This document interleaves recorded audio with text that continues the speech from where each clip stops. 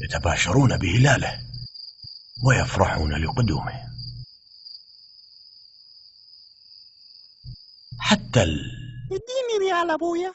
في هذا الشهر العظيم كل شيء يختلف. طلبات السوق على سبيل المثال تكون بشكل طبيعي، ولكنها في رمضان تختلف كليا وتزداد كليا. كل شيء يزيد، كل شيء يزيد، اديني 10. كل شيء يتكاثر.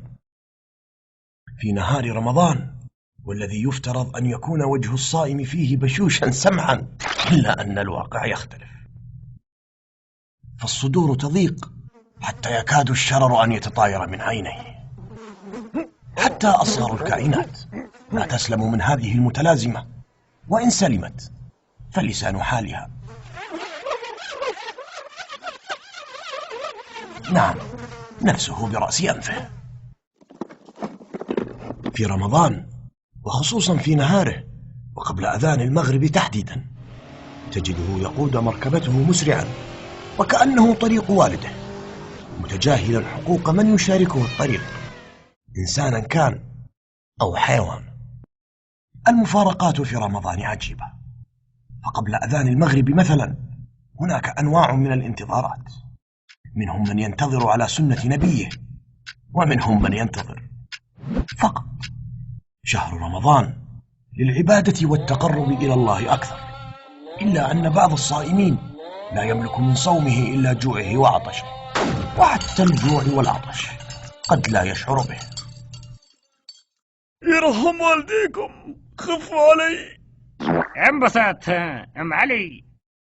في رمضان يتسارع الناس إلى الطاعات والعبادات، يتصفد الشياطين على وين الحبيب ها؟ وتبقى شياطين.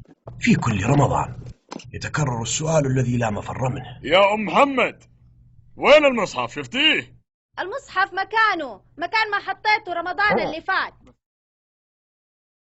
في غير رمضان للأسف تشتكي المساجد من قلة المصلين، تراهم يسيرون إليها فرادى.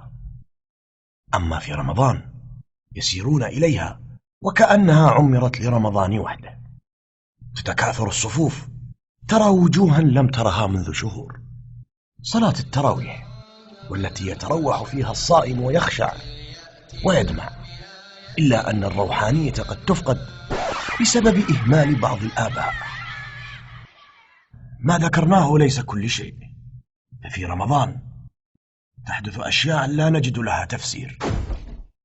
لتقترب العشر الأواخر من الانتهاء، يقترب وداع هذا الشهر الجميل.